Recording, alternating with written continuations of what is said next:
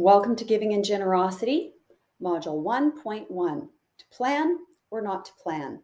We adore spontaneity, but we also want to have some planned room for that spontaneity. Just make sure our spontaneity is safe for us, safe for others, and gets us somewhere where we want to be.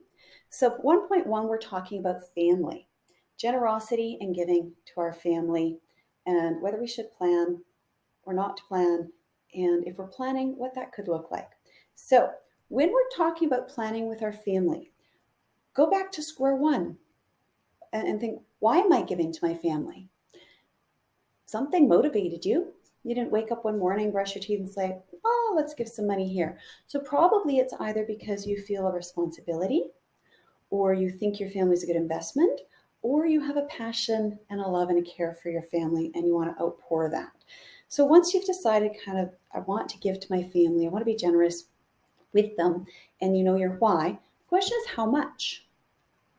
How much? What's that magic number? And we think, well, I'm going to give them $50 so they can fill their tank with gas. Great, that's a nice simple one. What about a larger gift? What about if we're thinking about perhaps helping somebody start a business because we love that family member and they want to get started because they have this amazing idea and it's going to help so many people and we get really excited. What about that? How much is a good number? Well, go back to square number one again and think, why am I doing this? And always make sure that the amount you're giving is anchoring back to your why. Secondly, try to pick a number that's not going to damage your short-term money situation or your long-term money situation. If it's going to harm your long-term money situation, consider bringing that money amount back a little bit. If it's going to harm your short-term situation, sometimes we just say, well, maybe that's a no then.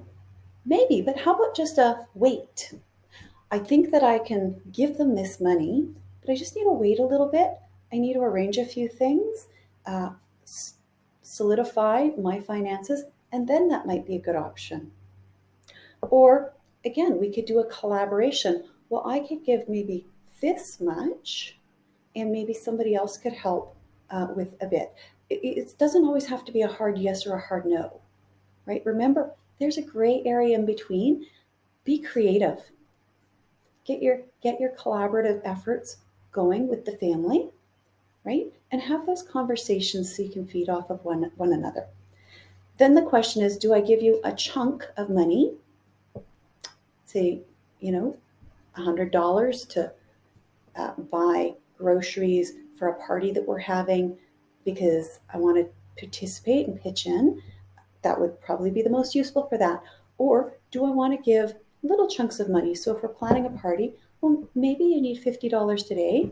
Maybe you don't need $15 for a couple of weeks. Maybe it's, again, that business model.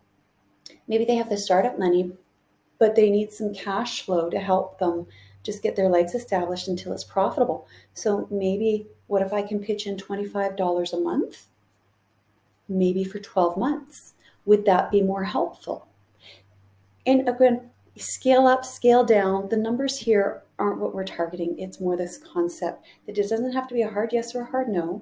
It needs to anchor back to your why, and you need to think which is more helpful, a chunk of money now or little chunks of money for a set amount of time. And then what happens if I change my mind? If that person is counting on me and I didn't commit, then that's on them. But if I committed and they're counting on me, then that's on me. So how do I change my mind? And when I'm committing that money to give them, maybe I should leave myself a back door and say, this is the amount I can 100% commit to. This is the amount that maybe I might be able to give or I'll consider giving, but let's come back and revisit it at a later time. So what's your why? How much? Make sure it anchors back to your why and doesn't hurt your short term or your long term. Consider giving a lump sum, a chunk, or some disbursements on an ongoing basis. Make sure that's well communicated, and consider putting in a back door to change your mind and perhaps be softer in your language and not so committed.